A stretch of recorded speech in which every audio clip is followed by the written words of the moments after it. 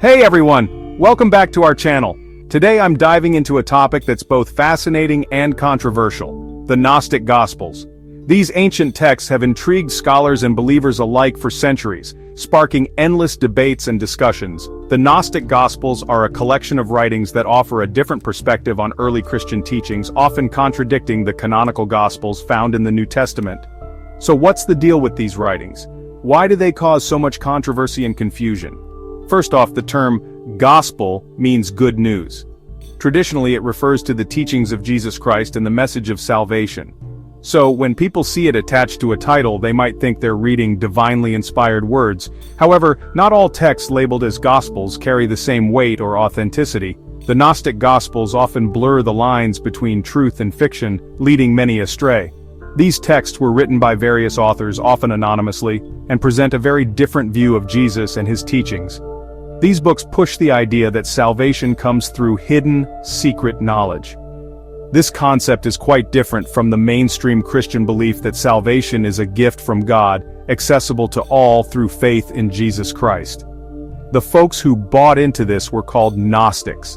They believed that they possessed special, esoteric knowledge that set them apart from ordinary believers. They churned out various texts like the Gospel of Thomas, which supposedly contains sayings of Jesus.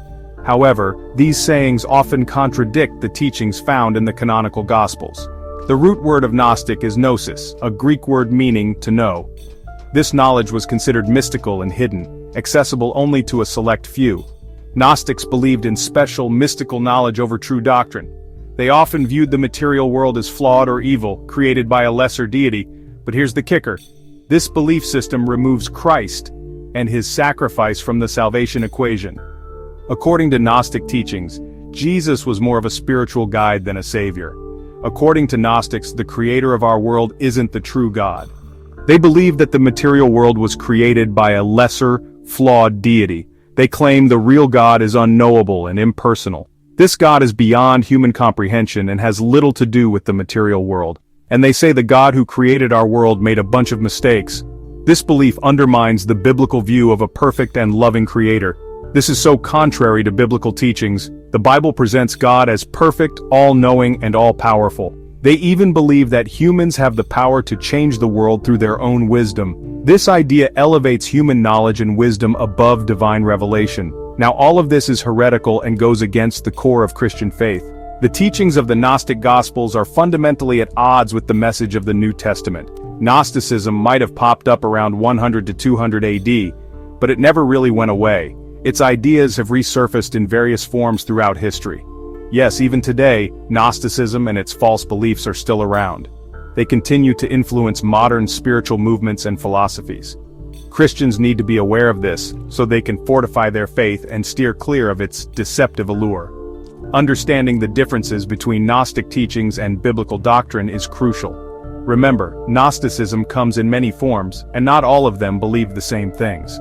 Some branches have very different interpretations and beliefs. Some branches even deny the existence of God entirely.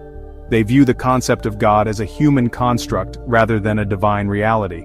Discernment is crucial for identifying and avoiding these false beliefs. By staying grounded in the true teachings of the Bible, believers can protect themselves from deception. Stay rooted in the true gospel and you won't be led astray. Thanks for tuning in. Your faith and understanding will be your best defense against these misleading teachings. If you found this video helpful, don't forget to like, share, and subscribe. See you next time. Your support helps us continue to bring you insightful content.